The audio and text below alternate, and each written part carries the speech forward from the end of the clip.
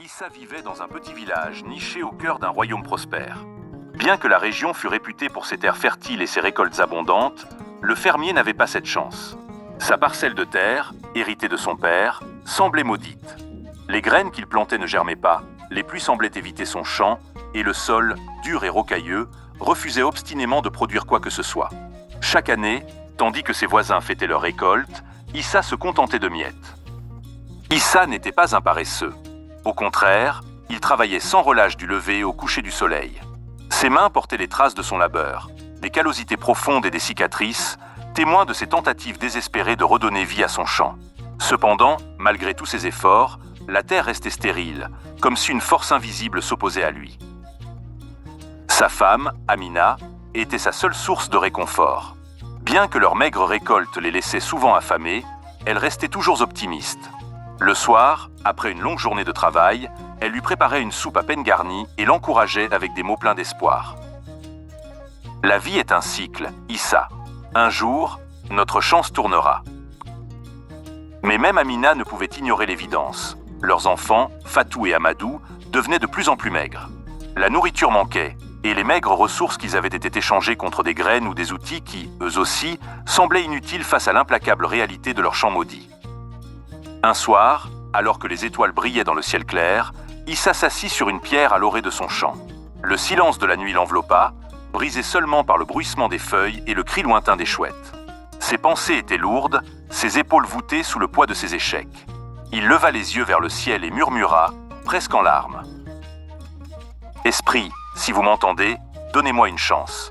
Je suis prêt à donner tout ce que j'ai pour changer le destin de ma famille. » Ces mots, bien qu'audacieux, furent emportés par le vent, se mêlant au murmure des arbres. Issa ne s'attendait pas à une réponse.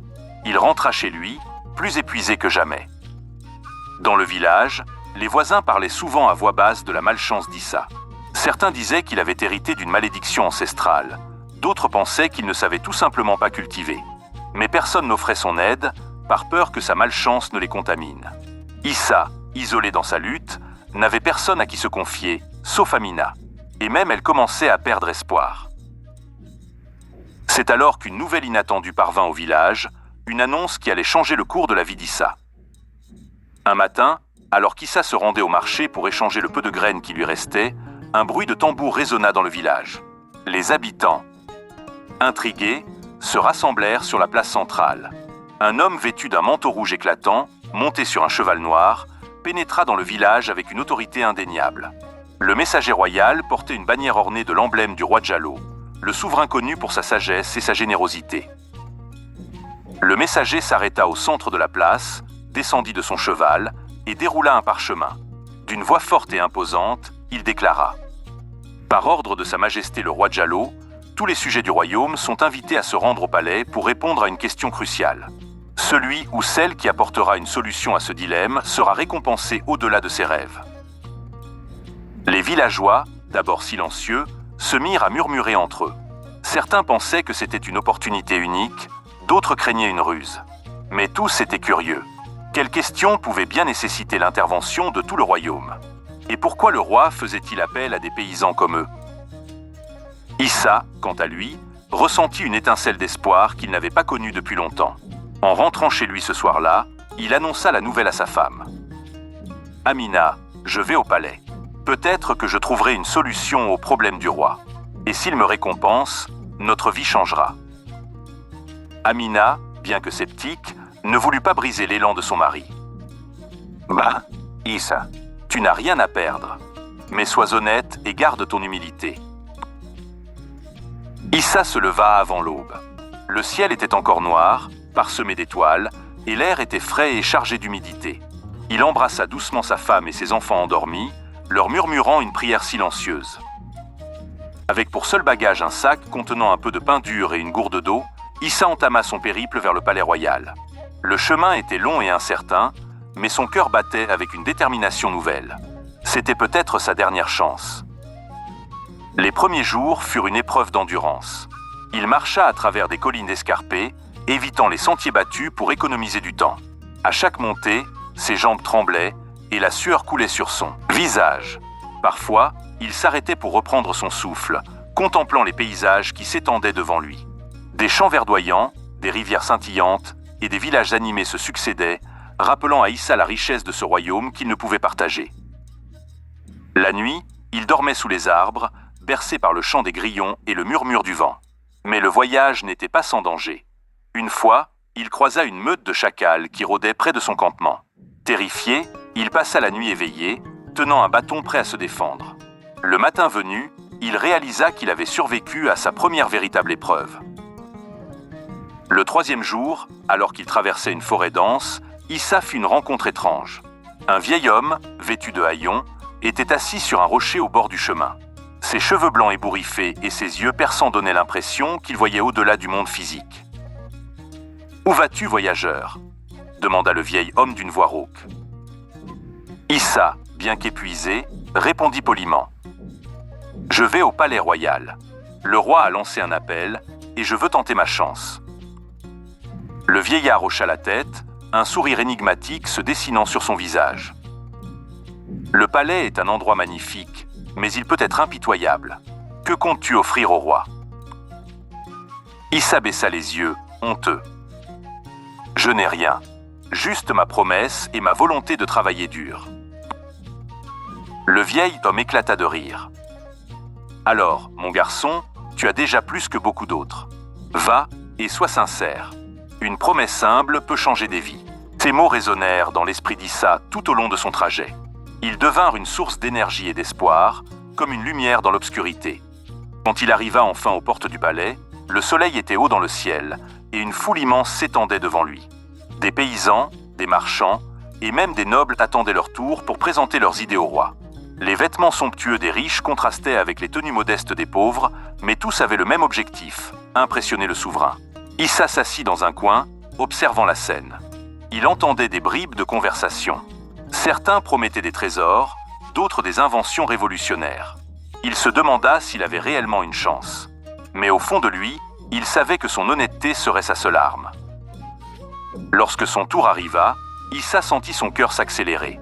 Les gardes, imposants dans leurs armures brillantes, l'escortèrent jusqu'à la salle du trône. En entrant, il fut frappé par la grandeur du lieu.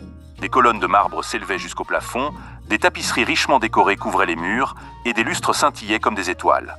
Au centre, sur un trône doré, le roi Djalo régnait en maître absolu. Le roi, vêtu d'une tunique brodée de fils d'or, observait Issa avec un mélange de curiosité et d'impatience. Autour de lui, ses conseillers murmuraient entre eux, jetant des regards sceptiques vers le fermier vêtu d'habits usés.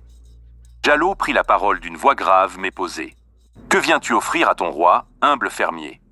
Issa, malgré la peur qui nouait son estomac, s'agenouilla et répondit. « Majesté, je ne possède ni or, ni trésor, ni connaissance spéciale. Mais je vous fais une promesse. Donnez-moi une saison pour cultiver vos terres abandonnées, et je vous rendrai 100 fois ce que je récolte. » La salle éclata de rire. Les nobles, incrédules, se moquaient à voix haute. Comment un simple fermier pourrait-il accomplir une telle chose ? Lançait l'un d'eux. Même les meilleurs cultivateurs échouent sur ces terres, ajouta un autre.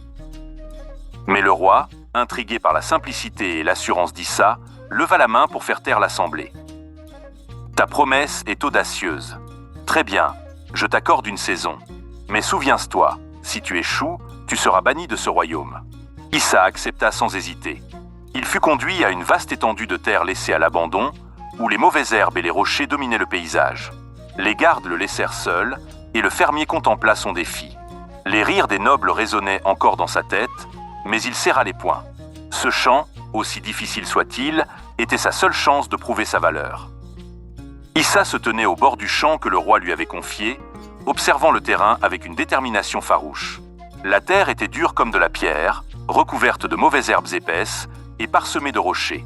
C'était un terrain qu'aucun cultivateur n'avait réussi à rendre fertile, un défi qui semblait insurmontable. Mais pour Issa, c'était une opportunité, une promesse qu'il avait faite non seulement au roi, mais aussi à sa famille et à lui-même. Dès le lendemain matin, avant même que le soleil ne se lève, Issa se mit au travail. Avec une houe empruntée à un jardinier du palais, il commença à défricher les mauvaises herbes. Chaque coup demandait une énergie qu'il n'avait pas, mais il persévérait.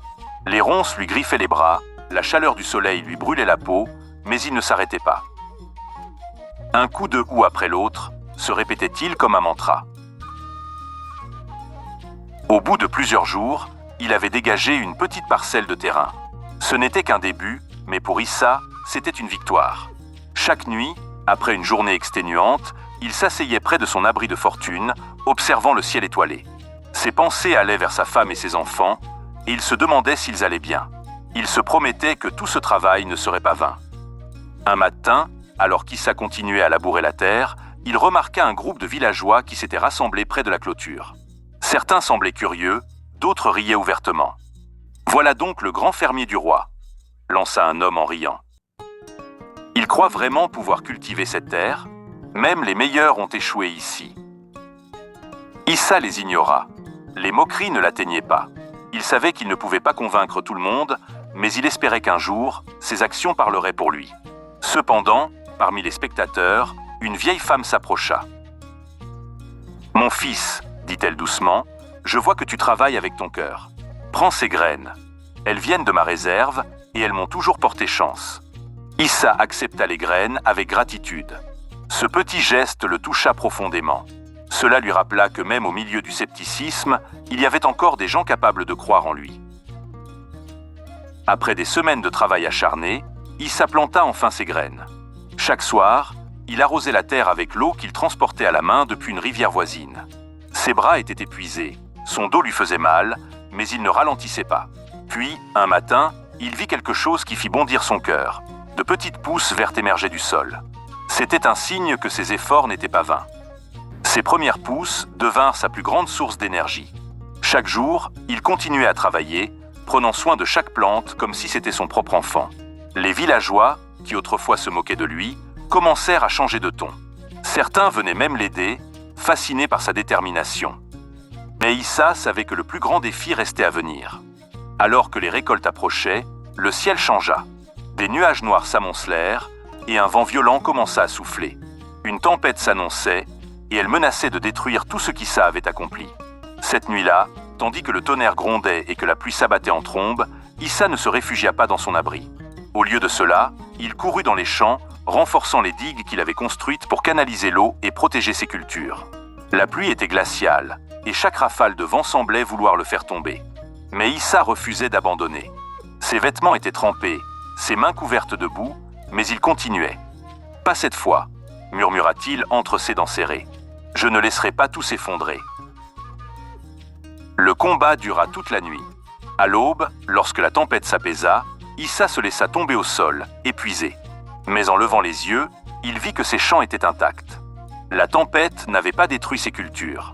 Au contraire, elle semblait leur avoir donné une nouvelle vitalité. Le jour de la récolte arriva, et les champs d'Issa débordaient de grains dorés. Avec l'aide des villageois, il remplit des centaines de sacs, bien plus qu'il n'en avait promis. La caravane qui transportait sa récolte vers le palais était si longue que les habitants des villages voisins se rassemblèrent pour la regarder passer. Lorsqu'Issa arriva au palais, le roi Djalo descendit personnellement pour l'accueillir. En voyant les sacs empilés devant lui, le roi resta sans voix. « Issa, tu as accompli un miracle. Je n'ai jamais vu une récolte aussi abondante. » Les nobles, qui autrefois s'étaient moqués de lui, baissèrent les yeux, honteux. Le roi, quant à lui, s'adressa à Issa avec un respect évident. « Dis-moi ce que tu veux en récompense. Tout ce que tu désires, je te l'accorderai. » Issa, humble comme toujours, répondit. « Majesté, tout ce que je veux, c'est une petite parcelle de terre pour nourrir ma famille. » Le roi éclata de rire. « Une simple parcelle ? Non, Issa, tu mérites bien plus. Je te fais intendant de toutes mes terres royales. Enseigne à mon peuple ton courage et ta persévérance. » Issa accepta avec gratitude. Les années qui suivirent furent marquées par une prospérité sans précédent. Sous la direction d'Issa, les terres royales produisirent des récoltes abondantes et sa famille vécut dans la prospérité. Mais Issa resta humble, rappelant à tous que le travail acharné et la foi étaient les clés de son succès. Son histoire devint une légende, transmise de génération en génération. Elle rappelait à tous qu'une promesse sincère, soutenue par l'effort et la détermination, pouvait changer non seulement une vie, mais aussi un royaume. Moralité, même la promesse la plus humble, lorsqu'elle est tenue avec sincérité et dévouement, peut transformer un destin.